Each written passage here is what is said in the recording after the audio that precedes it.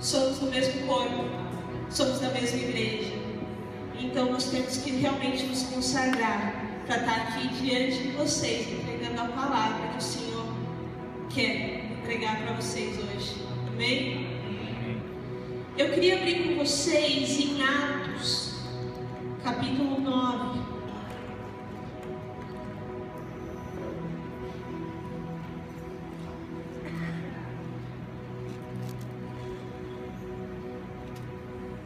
Versículo 36 ao 40.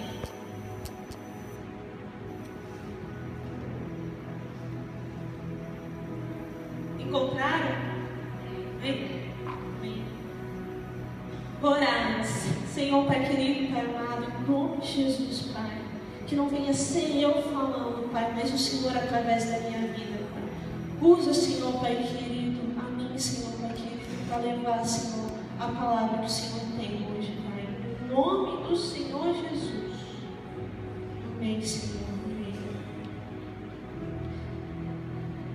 Em Jope havia uma discípula chamada Tabita, que em grego é Dorcas, que se dedicava a praticar boas obras e dar esmolas. Naqueles dias, ela ficou doente e morreu. O seu corpo foi lavado e colocado num quarto do andar superior. Lida ficava perto de Jope.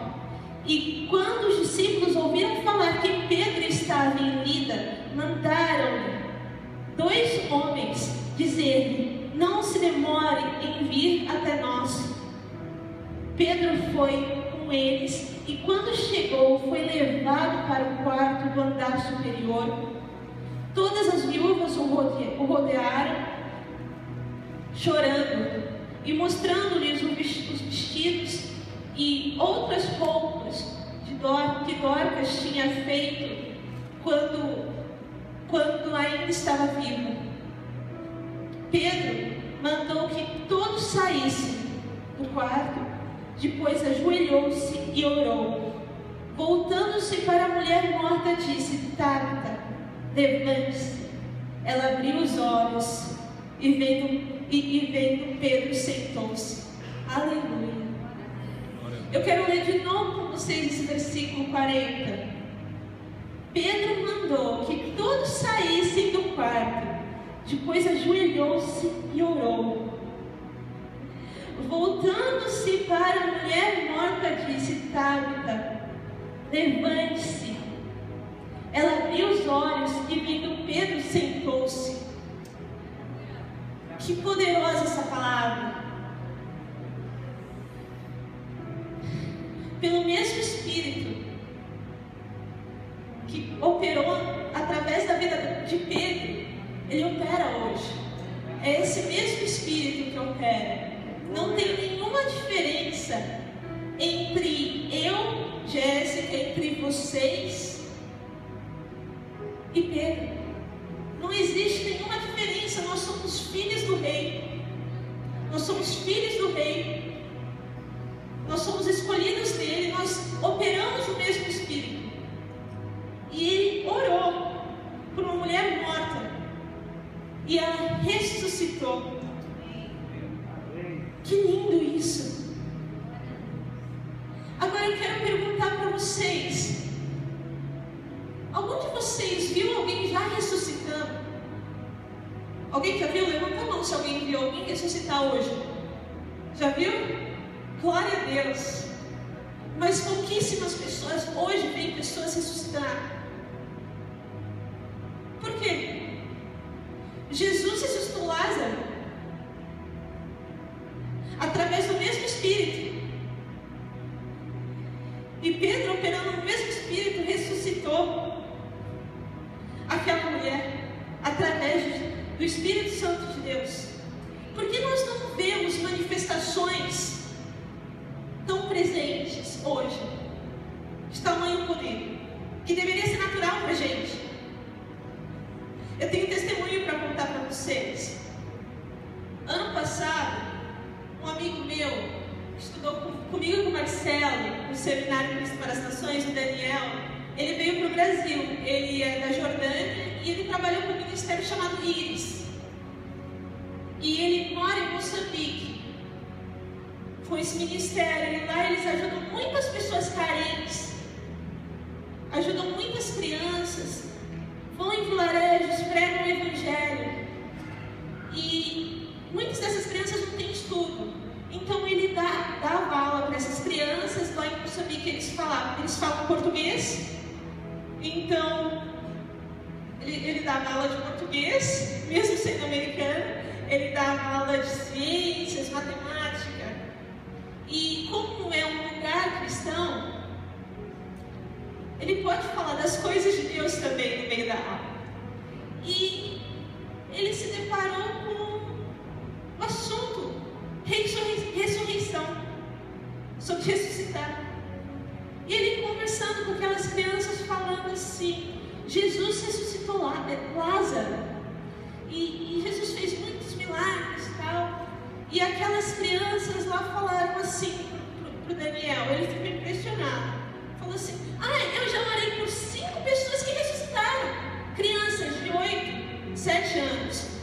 Outros falaram: eu orei já por 6 pessoas que ressuscitaram. Eu já orei por 3 pessoas que ressuscitaram. Isso em Moçambique hoje. Qual é a diferença entre aquelas crianças e nós? Qual é a diferença? Se é o mesmo Espírito que opera naquelas crianças, é o mesmo Espírito que opera aqui. A fé. Sabe qual é a diferença? É uma fé inocente. É uma fé sem dúvida. É crer e crer somente. Aleluia. A Bíblia fala em Mateus 21, 22: tudo que pedirem em oração, se crerem, vocês receberão. Tudo que pedirem em oração, se crerem, vocês receberão. Isso inclui ressurreição. Isso inclui cego enxergar, surdo ouvir. Isso também inclui paralítico voltar a andar. Cadê a igreja que opera em milagres e maravilhas?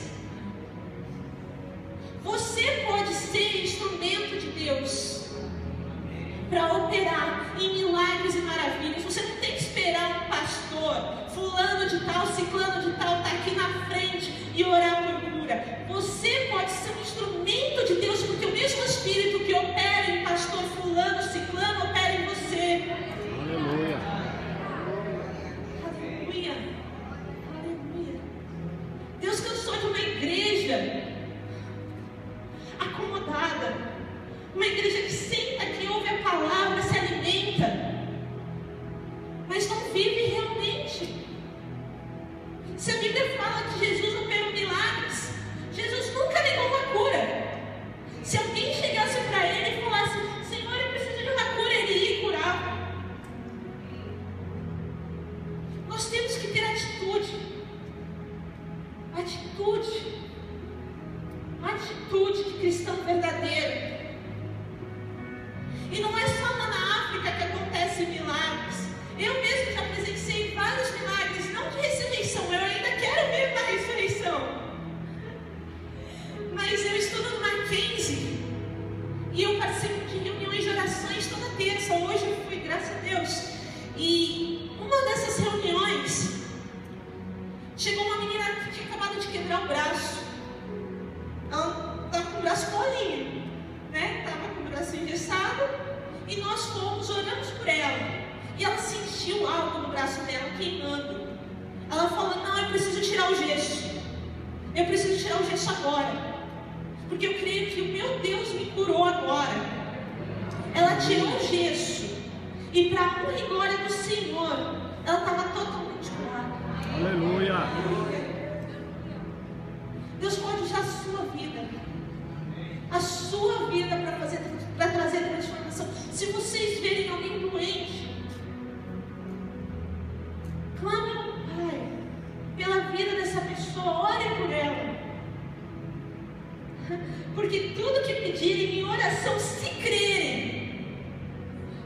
vocês receberão. Aleluia. Tem que ter fé, crer e crer somente, e vocês vão ver os milagres acontecerem. Não duvide, porque o mesmo Deus que operou há 2000 anos atrás é o mesmo Deus que opera hoje através do Espírito Santo de Deus.